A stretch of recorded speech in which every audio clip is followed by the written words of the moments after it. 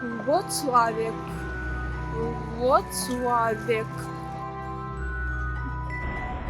Вы движетесь по каналу «Автозакордон» зимой и летом, и вы прибыли в польский город Вроцлавик. Это очень древний город. Пик его развития пришелся на 14-15 век. В то время здесь была основана семинария, одна из первых в Европе. И насколько она была знаменита, показывает то, что в этой семинарии учился Николай Коперник. И он там не просто учился. Вместе со своим научным руководителем, которого звали Николай Водка, они создали солнечные часы. И они сохранились до сих пор. Потом, к сожалению, целый ряд войн, набегов, шведские, немецкие, российские войска, эпидемии разрушали город. Но, к счастью, сохранились те архитектурные сооружения, соборы, которые начали строиться еще в XIV веке, как вот эта базилика Вознесения Святой Девы Марии.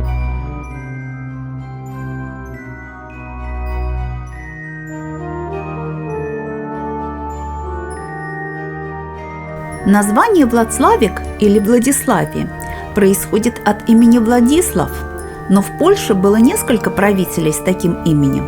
Например, Владислав Герман, который правил в Плотске. В честь кого из них назван город, историки еще спорят.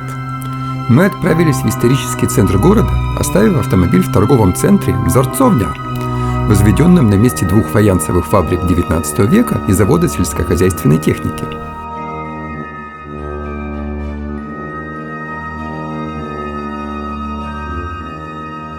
Во Вроцлавике и его окрестностях родилось много известных людей, среди которых поляки Лешек Бальцерович и Лех Валенса, а также израильский писатель Арон Мегет и белогвардейский генерал Антон Деникин. Базилика Успения Пресвятой Девы Марии является одной из самых высоких церквей в Польше. Высота собора достигает 85 метров. Здесь сохранились витражи XIV века. В 1907 году Папа Римский присвоил храму статус базилики. Мы видим перед собой готическую базилику Вознесения Девы Марии. Сейчас я вам покажу некоторые элементы, по которым мы можем понять, что речь идет о готическом стиле. Смотрите, здесь мы видим своды. Они имеют такую форму, стрельчатые своды. Это характеристика готического стиля. Здесь мы видим фигурные розетки. Они тоже характерны для готического стиля. А вот там наверху есть горгульи. Они тоже характерны для готического стиля. Видите, там можно увидеть горгульи, но на самом деле они называются гротесками. Вот эти все маленькие дополнительные украшения тоже отличают готический стиль от, например, предшествовавшего ему романского стиля в архитектуре. Если вы хотите узнать больше о различиях между романским и готическим стилем соборов, вы можете посмотреть мое видео об этом вот здесь.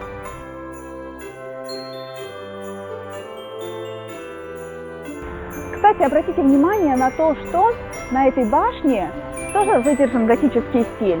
Однако, по тому, что эти своды лишь условно намечены в стрельчатом стиле, мы можем понять, что это башни позже восстановленные для того, чтобы символизировать готику, но уже не построенные именно тогда, когда строили, скорее больше похоже на вот то, что мы видим здесь. Кстати говоря о базиликах, иногда мы можем запутаться между тем, что же такое базилика. Дело в том, что у этого слова есть несколько значений. Во-первых, это конкретный архитектурный стиль соборов. Это собор, который имеет нечетное количество нефов, 1, 3 или 5. И именно в таком значении это используется, когда мы говорим о византийских, римских, романских, готических базиликах. Речь идет об определенном типе здания, определенном количестве проходов, то есть нефов. Однако иногда, читая о каком-нибудь соборе, мы можем встретить неожиданное, что собор получил статус базилики или потерял его. как же это может быть, если это определенный тип строения? Что же это означает? У него снесли несколько нефов? Нет. Второе значение слова «базилика» используется именно в структуре католической церкви. Это статус собора. Есть несколько типов, но ключевое это то, что это важные соборы.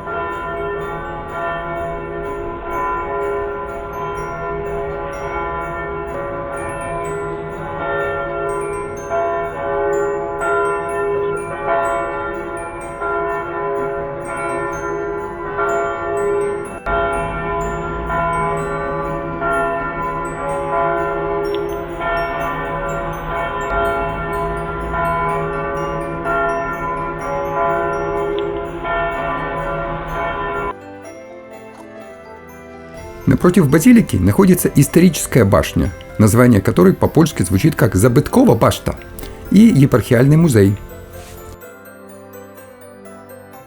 Костел святого Виталиса был построен в 1330 году, неоднократно перестраивался. Во время нацистской оккупации был объявлен немецкой церковью. Сейчас это церковь высшей духовной семинарии, которая относится к теологическому факультету Университета Коперника в Торуне.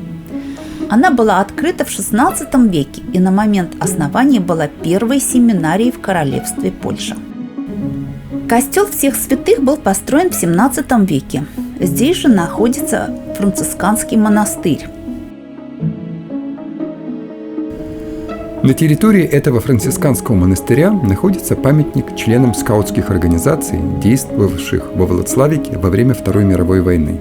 Он был открыт в 1978 году, поскольку ранее городские власти поддерживали миф о Красном Владславике, и никаких памятных знаков участникам некоммунистического сопротивления устанавливать не разрешалось.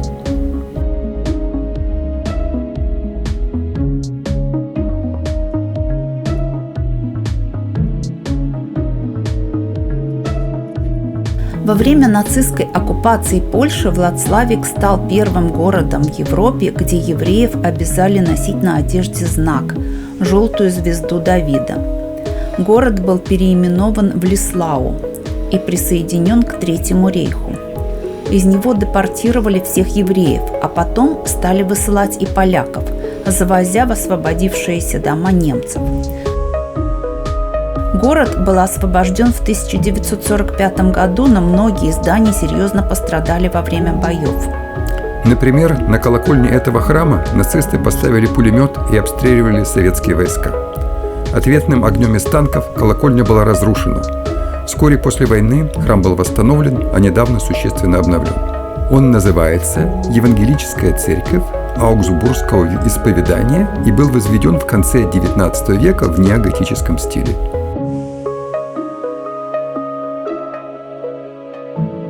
Мы покидаем Владславик и едем в Торунь.